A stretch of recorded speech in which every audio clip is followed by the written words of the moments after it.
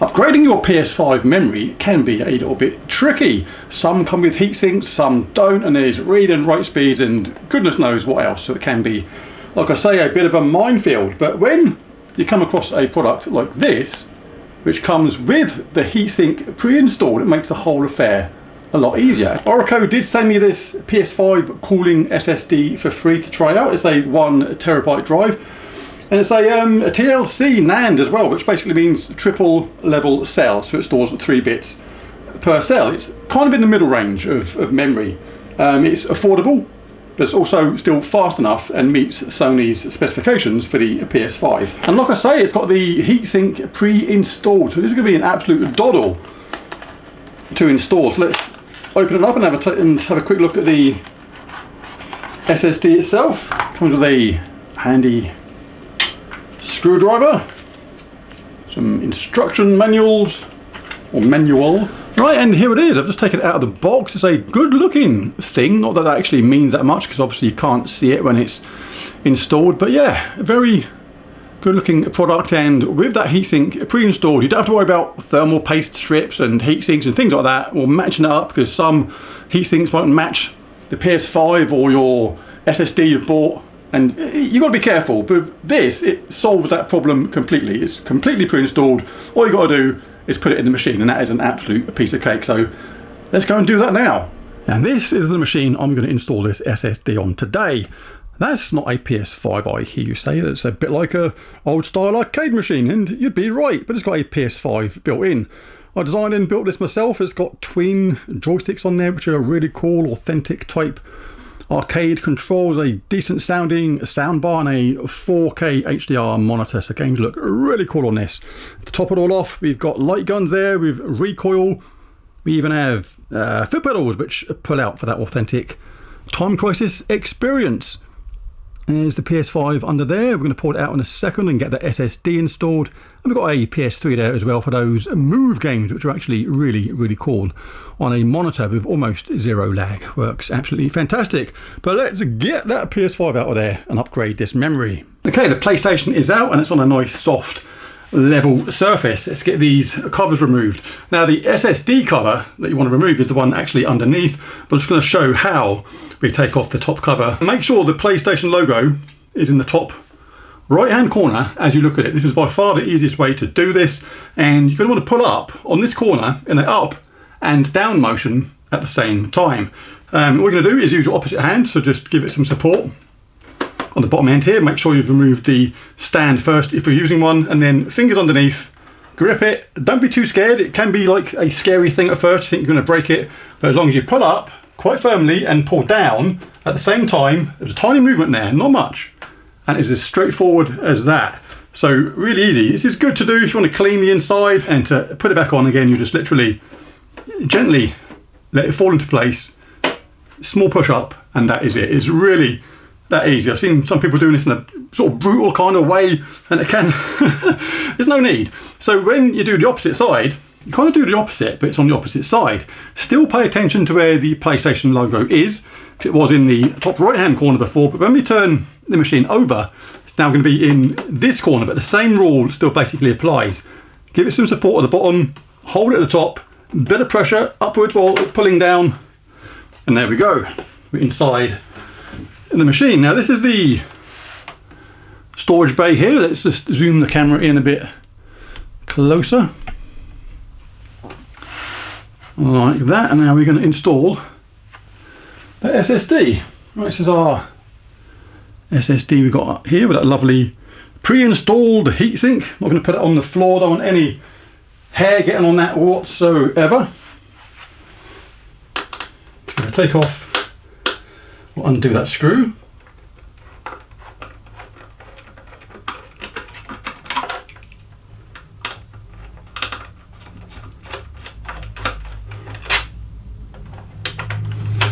Take out the cover. Now we're ready to go with this already, because all you got to do is take out that screw here. That's our storage bay for our extra memory. Let's undo that. Make sure you don't use this little screw and spacer. Really important. helps having tiny fingers for this kind of thing.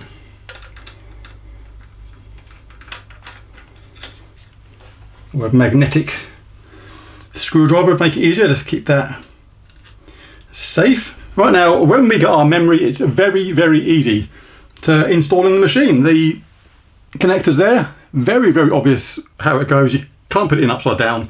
Literally just slot it into the bay there, give it a gentle push, make sure you can feel it go in. There it is, that's in and ready. Now that little screw we had earlier, really, really important. It's got a little washer on it.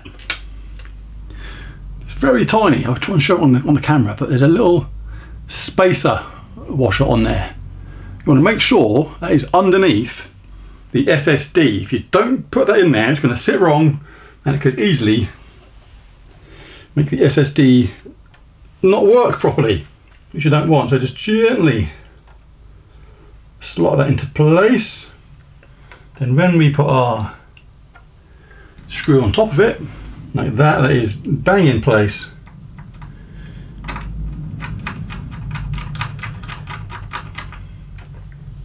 And then just gently do it up. So there it is, that's the SSD with heatsink installed, and like I say, this Orico one comes with the heatsink pre-installed, so you don't have to think about, does the heatsink work with it, is it going to be compatible or anything like that. It's just pre-installed, ready to go, and it takes literally a couple of minutes. Just going to try and turn the machine around to show that spacer washer there, which is really important. You make sure you do that. So that's it, job done. Let's get the lid back on and get it plugged back in. Right, so machine plugged back in. Let's turn the PlayStation back on.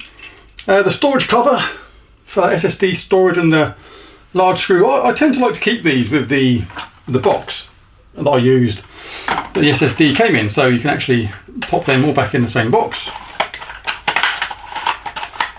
Got the message up here, look, M.2 SSD storage. To use your M.2 SSD, you need to format it. Just gonna say yes, format to M.SS2. This won't take long at all, it just takes a few seconds. Just put this stuff away while it's doing that. It's coming at read speed of 6,490 megabytes ooh, excuse me, per second. Press OK. Your M.2 SSD has been formatted. Rebuilding database, and done. And there it is, a extra 1.03 terabytes of storage, it turns out in the end. Absolutely fantastic. Always nice when we get a little bit extra. 1.03, so way over double what this PlayStation actually started with, and overachieving on the actual storage space. Fantastic.